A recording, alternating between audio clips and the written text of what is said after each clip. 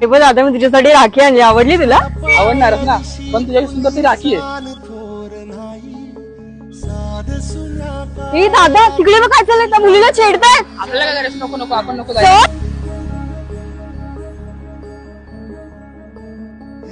तरी देवासर नयो भोग कशा पायी हरवली वाट दिशा अंधारल्या धाई वाळून उधळतो जीव माय बापा साक्षी, ही राखी तू नाही, वाचवणारा हात जास्त डिझर्व करतो.